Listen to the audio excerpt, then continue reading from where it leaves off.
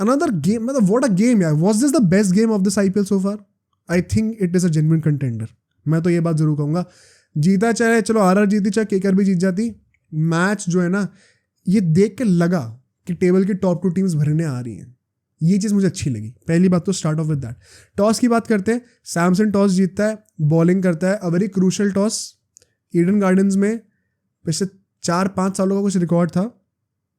हर captain जो है जब भी टॉस जीतता है, सबने बॉलिंग लिए सिवाय एक मैच के, वरना हमेशा बॉलिंग ली जाती है. तो it does favour teams that are chasing. And अगर इस सिचुएशन में आपकी पहले बैटिंग आ जाए तो आपके पास रिस्पॉन्सिबिलिटी क्या बनती है? एक ऐसा अनअचीवेबल टारगेट बना दो कि फिर चाहे टीम चेज भी कर रही हो ना, चाहे कंडीशन उनके फेवर में भी हो, वो चेज कर ही ना पाए, बिकॉज टारगेट इतना इम्पॉसिबल सा है. एंड केकेआर ने वो चीज़ करी, because this is by the way the biggest ever run chase in the history of IPL, tied alongside RR versus Punjab. तो RR had to create history if they wanted to win this game. KKR के batsman ने अपनी job कर दी. पहले अगर आप toss हार गए, आपकी पहले बैटिंग आ गई ईडन गार्डन्स पे, आपको एक ऐसा टारगेट खड़ा करना पड़ेगा जो कि अनचेजेबल हो. वही एक रिक्वायरमेंट थी एंड वो करके दी केकेआर ने. कैसे, डिस्कस करते हैं. Narayan and Phil Salt opening कर रहे थे. सॉल्ट का जो लक है ना भाई, आज फिर से उसका कैच ड्रॉप हो जाता है. Riyan Parag, who is a great fielder of all people, point पे वो एक सिंपल सा कैच छोड़ देते हैं. The good thing was Phil Salt ने समहाउ, पता नहीं ये स्ट्राइक रोटेट ऐसे हो रही थी, he face most of the deliveries from Trent Boult, जिसने अपने 3 ओवर डाल दिए थे पावर प्ले के अंदर. तो नारायण एक्सपोज ही नहीं हुआ उतना उससे ज़्यादा. एंड फिल सॉल्ट का इसी के चलते हुए स्ट्राइक रेट बहुत ज़्यादा हाई नहीं था, बिकॉज ट्रेंट बोल्ट ने जो है ना वो गला पकड़ के रखा हुआ था.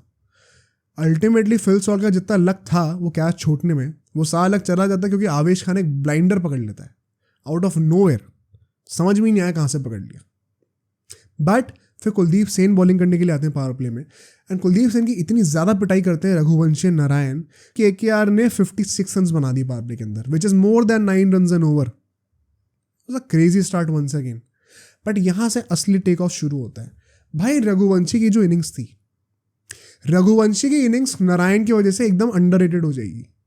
But let's not forget the way he contributed to the team and the way he supported Sunil Narine. Because पता है क्या है, बहुत आसान होता है ये चीज़ वो कहना कि नारायण तो बड़े अच्छे शॉट मार रहा है दूसरे एंड से, सब बॉल मिडिल भी हो रही है, तो मैं सिंगल देकर स्ट्राइक रोटेट करता रहता हूँ, जो कि I think kind of share कर भी रहा था फॉर सर्टन वाइल. रघुवंशी ने पता क्या करा, जो टाइट बॉल है उसको सिंगल लिया, रिस्पेक्ट करी उस बॉल की, लेकिन लूज बॉल्स पे ज़बरदस्ती टैप करके सुनील नारायण को स्ट्राइक नहीं दी. जब उसको खुद एक लूज बॉल मिल रही है ना, उसको बाउंड्री तक पहुंचाया है उस बंदे ने. इसीलिए उसकी स्ट्राइक रेट भी इतनी अच्छी है, इसीलिए उसका कॉन्ट्रीब्यूशन भी बड़ा अच्छा था उस पार्टनरशिप के अंदर. 30-35 कुछ रन बनाया उसने भी. ऐसा नहीं था कि सिर्फ नारायण डोमिनेट कर रहा है. And that was so nice to see particularly. And यहाँ पे आरआर, मैं तुम्हें जेन्युइनली बता रहा हूँ, आरआर ये मैच जीत गई होगी, बट आरआर की काफ़ी गलतियाँ यहाँ पे एक्सपोज हुई हैं, जो कि मैं आईपीएल के शुरू होने से पहले कहता हुआ आ रहा हूँ. ये जो पूरा टेम्पलेट है ना आरआर का, कि हम लोग स्पेशलाइजेशन पे जाने वाले हैं, हम लोग ऑलराउंडर्स को नहीं खिलाएंगे, जिसके चलते हुए इनके पास डेप्थ नहीं है, वो चीज़ आज फाइनली एक्सपोज हुई है.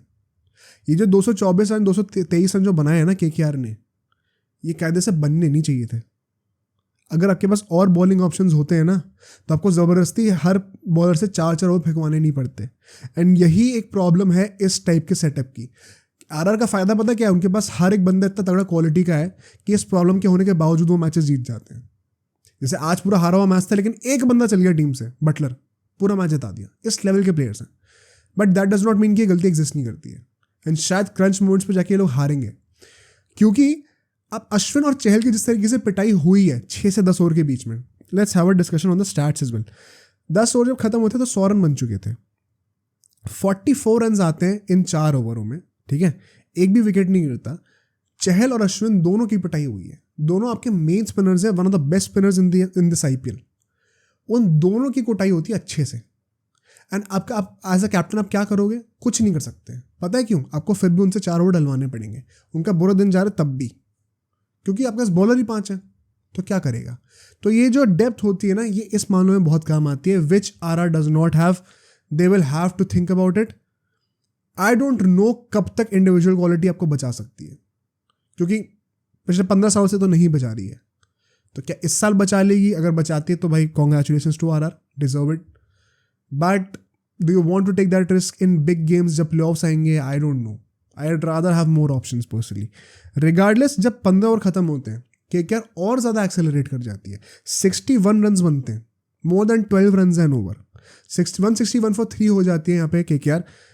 रघुवंशी अल्टीमेटली आउट हो जाता है, काइंड ऑफ वो सूर्य कुमार यादव जिस तरीके से आउट हुआ था अभी लास्ट मैच में सीएसके के अगेंस्ट, उसी टाइप का शॉट था वो, थर्ड मैन पे आउट हो जाता है। श्रेयस अय्यर बैटिंग करने के लिए आते हैं। श्रेयस अय्यर भाई साहब ने क्या करा है, मैंने जो अपना ये डीसी वाला मैच था उसमें मैंने श्रेयस अय्यर को डिफेंड करा था कि भाई 18 रन बनाए 11 बॉलों पे, क्या हो गया, कोई फर्क नहीं पड़ता। आज मैं कॉल आउट करना चाहता हूँ। पहली बात तो he was not up to the mark, जितनी डॉट बॉल्स उसने खेली है it kind of did hamper the momentum of the team. Secondly जब वो आउट हुआ चहल पे, तुम क्या सोच रहे थे डीआरएस लेते वक्त? Shreyas Iyer has not been good at calling DRS in this IPL. वो नारायण ने एक डीआरएस लेके ओवरटर्न करा दिया डिसीजन, वो अलग बात है, वहाँ पे वो श्रेयस अय्यर डीप बाउंड्री पे खड़ा था, उसका कोई रोल था नहीं उसके अंदर, बट उसके डीआरएस लेने की जो क्वालिटी है ना बहुत खराब है भाई।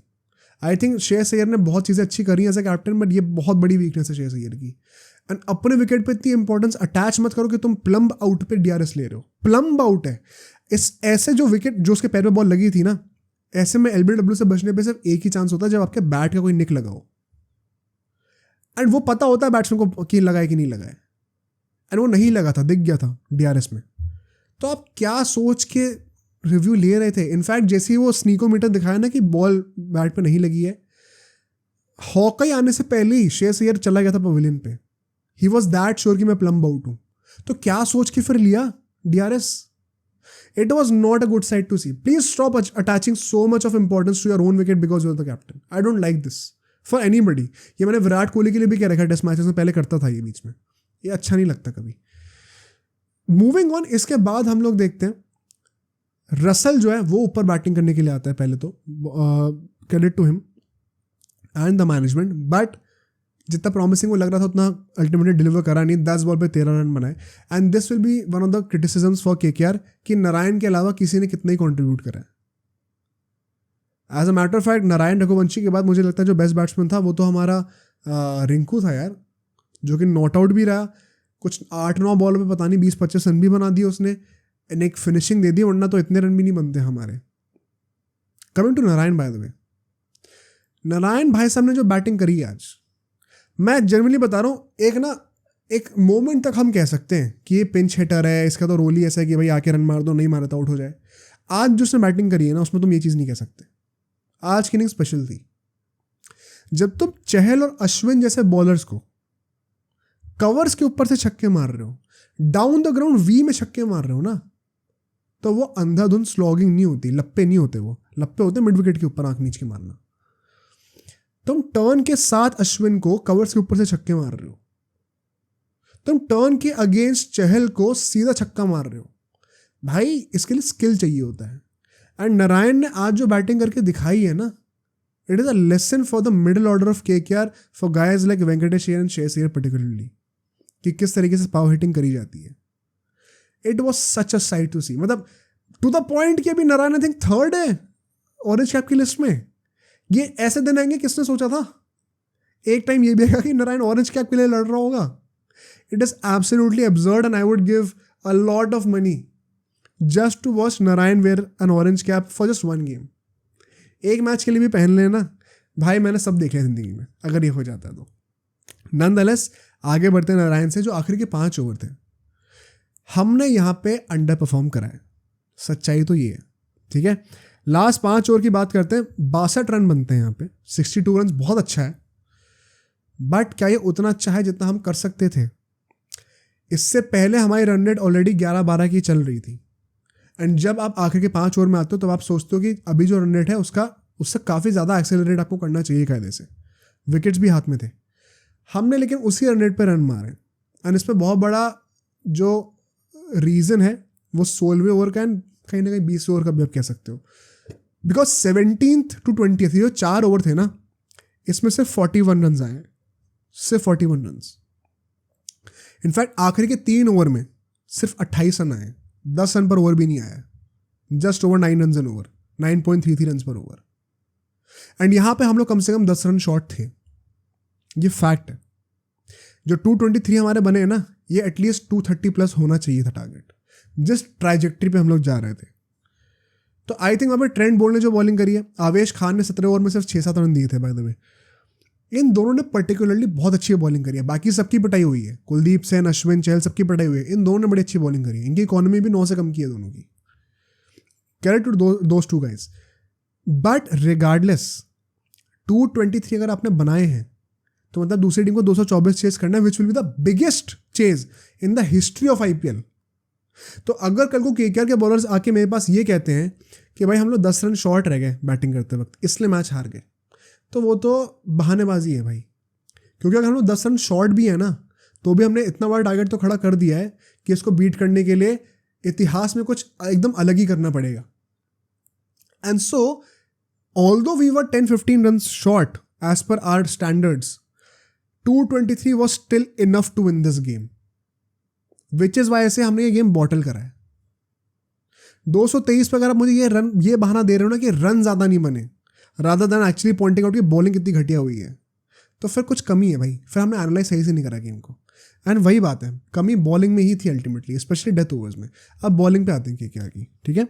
यहाँ पे हम लोग देखते हैं पहले पावर प्ले में ही 76 रन बन जाते हैं, a great start, but 2 wicket भी गिर जाते हैं। यशस्वी जायसवाल जिन्होंने पिछली बार ईडन गार्डन से बहुत रन मारे थे, 98 कुछ मारे थे, वो जल्दी आउट हो जाते हैं। सैड एज एन इंडियन दो यार, क्योंकि बंदा कब रन मारेगा यार, ऑलमोस्ट आधा आईपीएल हो गया। इनफैक्ट उनके तो 7 मैच हो गए ना राजस्थान के, आधा आईपीएल हो गया यार। I hope he has a great second half of the IPL, because वरना फिर वर्ल्ड कप शायद मिस कर जाए यार, कोई बड़ी बात नहीं है। तो I hope he does well. Samson भी आउट हो जाता है, सैमसन का कैच छूटता है पहली बात तो पॉइंट पे। ये तो केकेआर कैच कब छोड़ने बंद करेगी मेरे को समझ में नहीं आता। कैच छूटता है but then ultimately gets out, Narine ही हमारे कैच पकड़ लेते हैं। वैभव को एक विकेट मिल जाता है। इसके बाद जब बटलर और पराग बैटिंग कर रहे थे, it was to be very honest it was the Parag show. Riyan Parag जो हिटिंग कर रहा था ना उस टाइम पे, it was exemplary. Apart from Sunil Narine जिसने अपने लास्ट शोर में आके चौके खाए, वरना इस पूरे आईपीएल में अभी तक ईडन गार्डन्स पे एक भी चौका खाया ही नहीं था। उसके पहले के 2 ओवर बड़े अच्छे गए थे भाई। मिडिल फेज की अगर हम लोग बात करें, 10 ओवर जब खत्म हुए थे 109 रन बन चुके थे अपने आरआर के, लेकिन 2 और विकेट गिर जाते हैं। एंड यहाँ केकेआर का एक फ़ायदा था कि भले ही हम रन दे रहे हैं लेकिन हम विकेट भी साथ के साथ लेते जा रहे हैं, विच वुड मीन कि ये लोग ऑल आउट तो खेलने जा रहे हैं बट शायद वहाँ तक पहुँच ही नहीं पाएंगे, पहले ही ऑल आउट हो जाएंगे एक्चुअली में। एंड यहाँ पे credit to the KKR bowlers, but Riyan Parag ने आई थिंक जो स्टेज ना सेट कर दिया था kind of for RR to take off, कि आपने यहाँ से एक इंटेंट तो सेट कर दिया कि इसके बाद अब कोई चांस है नहीं आने का। उसके बाद ध्रुव जुरैल आते हैं, हेटमायर आते हैं, एक ही ओवर में वरुण चक्रवर्ती दोनों को निपटा देता है। हेटमायर को पहली बॉल पर निपटा देता है भाई। एंड वहां से अगर आप मुझे कह रहे हो कि केकेआर को गेम नहीं जीतना चाहिए था, तो भाई there is a serious problem there. Because अगर आपके 5-6 विकेट गिर चुके हैं एंड जॉस बटलर, आपको पता है 14वें ओवर तक जब 14 ओवर हो चुके थे तो बटलर के 34 बॉल्स पे 42 रन थे। कितनी स्लो स्ट्राइक रेट थी उसकी उस टाइम तक, प्लस सिर्फ 34 बॉल्स ही खेली है उसने। ऑलमोस्ट 3/4 ऑफ द गेम खत्म हो चुका है, इनिंग्स खत्म हो चुकी है, 5-6 ओवर ही बचे हैं। आपने एज एन ओपनर अभी तक सिर्फ 34 बॉल ही खेली हैं और सिर्फ 42 रन ही बनाए हैं। तो I think Buttler after that 14th over जो टेक ऑफ करा है, आई थिंक वो टर्निंग पॉइंट वही था जब वो रसल आता है एक ओवर के लिए, उसमें 16-17 रन खा जाता है। कई लोग यहाँ पे क्वेश्चन कर रहे हैं कि श्रेयस अय्यर की कप्तानी अच्छी नहीं थी, बिकॉज नारायण से बॉलिंग करानी चाहिए थी। पहली बात तो नारायण उस टाइम पे पिच पे नहीं था, वो कोई क्रैम्प को अपना ट्रीटमेंट कराने गया हुआ था। दूसरी बात कह रहे हैं कि रसल से बॉलिंग क्यों करेगी भाई, वैभव इससे पहले 3 ओवर में 45 रन खा चुका था। रसल अगर एक्सपेंसिव भी होता है ना, he has a knack of picking a wicket. Last match में एलएसजी के अगेंस्ट में हमने ये देखा था, 16 रन खाए थे एक ओवर में लेकिन विकेट लिया था। तो आई थिंक श्रेयस अय्यर क्यों नहीं जाएगा वहाँ पे रसल से बॉलिंग कराने के लिए, सिर्फ एक ही विकेट दूर थे वहाँ पे हम लोग गेम जीतने से। तो वो गया रसल के पास, अब वो पे ऑफ नहीं करा, चलो समझ में आता है, but I don't blame Shreyas Iyer for trusting Russell into taking a wicket. वो नहीं हो पाता, चलो अलग बात है। बट फिर उसके बाद आखिरी के 5 ओवर पे आ जाते हैं। लास्ट के 5 ओवर में 145 फॉर 6 थी 15 ओवर्स के बाद राजस्थान रॉयल्स। पॉवेल और बटलर स्ट्राइक पे थे, ठीक है। बटलर अब यहाँ से टेक ऑफ करना शुरू कर चुका था। वरुण चक्रवर्ती को उसने एक ओवर में 2-3 चौके लगातार ऑलरेडी मार दिए थे। पॉवेल आता है, नारायण बॉलिंग करने आता है यहाँ पे लास्ट ओवर डालने अपना, पॉवेल लगाता है छक्के चौके छक्का, और भाई ऐसा लग रहा था गेम यहाँ से फंसने वाला है। बट उसके बाद नारायण जो है वो पॉवेल को प्लम्ब आउट करता है, एंड वहां से ऐसा लग रहा था कि गेम अब गया, अब सिर्फ बटलर बचा है, साथ में ट्रेंट बोल्ट आ गया है, तो बटलर सिंगल भी नहीं ले रहा। अब तुम कितने ही अच्छे हो लेकिन कितना ही कर लोगे यार। प्लस बटलर का फॉर्म भी बहुत अच्छा था नहीं, apart from that 100 against RCB, and RCB के अगेंस्ट क्वाइट फ्रैंकली कोई भी रन मार रहा है, तो it was easy to assume कि बटलर यहाँ पे पुल ऑफ नहीं कर पाएगा। And as a matter of fact जब पॉवेल का विकेट गिरा था तब भी केकेआर फेवरेट्स थी मैच जीतने के लिए। आई नो बटलर स्ट्राइक पे था, लेकिन फिर भी केकेआर फेवरेट्स थी मैच जीतने के लिए। वहां से एंड तक जो उन 4 ओवरों में बटलर ने करके दिखाया है वो एबनॉर्मल है भाई। This is hands down the best IPL 100 of Jos Buttler, but also one of the best IPL 100s in recent history for sure, if not the best, one of the best for sure. ये बहुत मतलब भाई 30-40 मैचों में एक बार ऐसी inning आती है जो आदमी ऐसा खेल के चला जाता है। This is stuff of gods. इतनी अच्छी बैटिंग करी है बटलर ने, विल पे चौके छक्के मारे, कोई बंदा क्रेडिट ले ही नहीं सकता बटलर से। सिंगल हैंडेडली उसने आरआर को रेलेवेंट रखा है इस गेम पे। क्वाइट फ्रैंकली अगर बटलर जल्दी आउट हो गया होता, आरआर यहां पे ह्यूमिलिएट होती। बटलर ने सिंगल हैंडेडली आरआर की सारी वीकनेसेस जो केकेआर ने एक्सपोज करी थी ना, सबके ऊपर पेपर लगा दिया। एंड आरआर की स्पेशलिटी यही है, इंडिविजुअल क्वालिटी इतनी ज़्यादा है कि ये लोग अपनी कमियों को दिखने नहीं देते। बट इसमें एक दूसरा पॉइंट भी है, केकेआर ने जो डेथ बॉलिंग करी है ना, उससे तक घटिया बॉलिंग शायद ही किसी टीम ने करी है। One of the worst performances from a bowling side in the death overs, in the last 5 overs, it has to be this performance. इतनी गंदी बॉलिंग, चाहे वो मिचेल स्टार्क हो, चित्राना हो, सब लोग 15-15, 20-20 रन खा रहे हैं अपने ओवरों में, टू द पॉइंट कि वरुण चक्रवर्ती को लास्ट ओवर डालना पड़ रहा था। एंड कई लोग कहेंगे यार वैभव से ही लास्ट ओवर बॉलिंग करा लेते, आपको क्या ज़रूरत थी वरुण चक्रवर्ती एक स्पिनर होते उनसे बॉलिंग कराने की। I am totally with the side of Shreyas Iyer.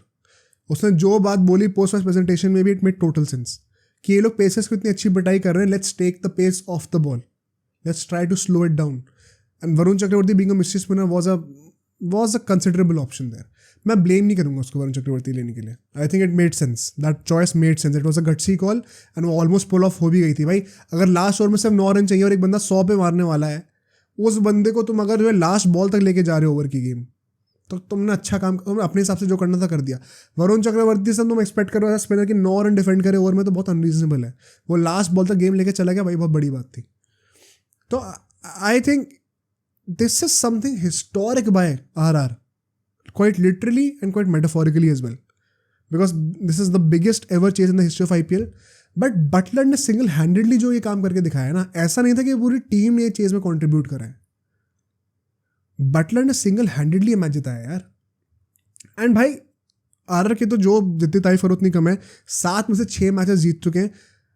I think RR fans should be disappointed अगर ये लोग टॉप 2 में फिनिश नहीं करते। अब तो they literally just need to win 2 more games to qualify.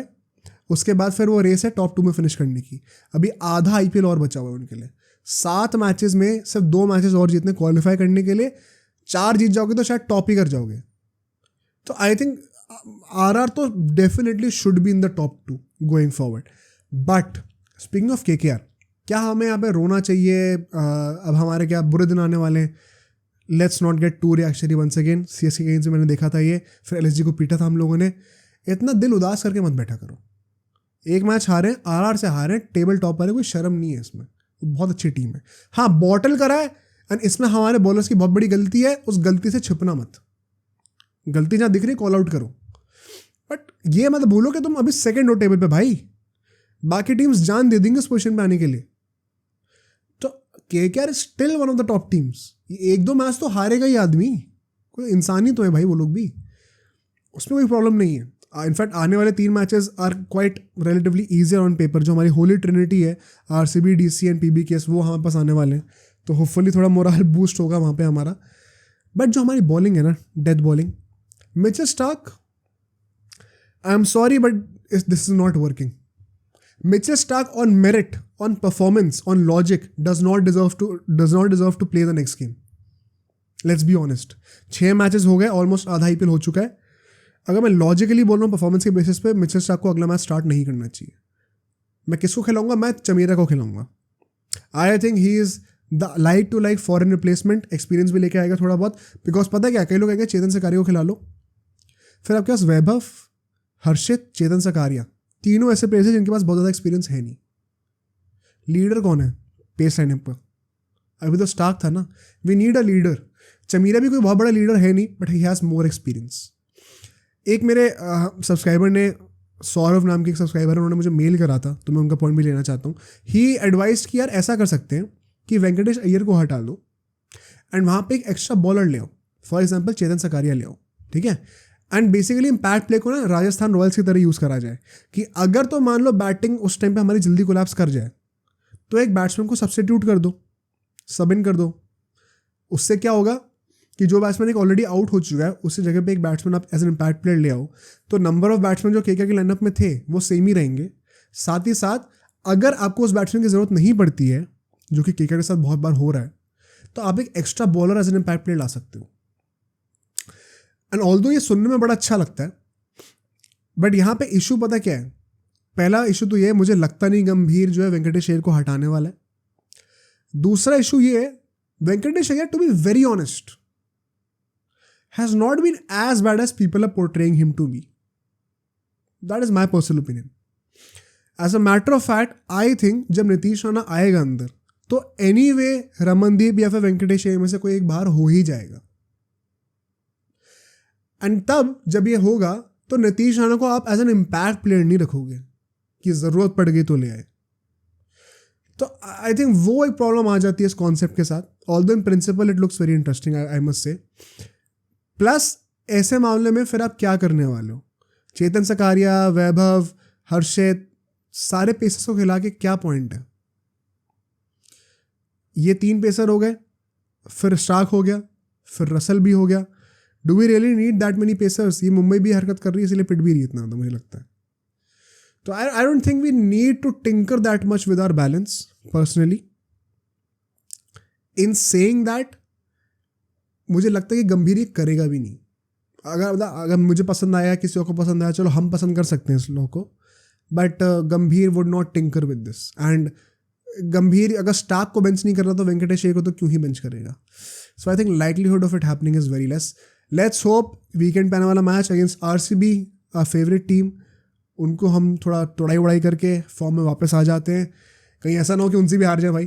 But I think I will back KKR in that game for sure. And ठीक है, एक मैच हारे, कोई रोने की ज़रूरत नहीं है. अच्छी टीम से हारे, कोई शर्म की बात नहीं है. As far as RR is concerned, भाई टॉप 2 की सोचो. अब सोचो अगर ये क्लिप इतनी बढ़िया थी तो पूरा का पूरा पॉडकास्ट कितना बढ़िया होगा. तो अगर आपको इसी क्लिप का पूरा पॉडकास्ट देखना है तो यहाँ पे क्लिक करिए, और अगर आपको ऐसे ही और क्लिप्स बिंज वॉच करनी है तो यहाँ पे क्लिक करिए.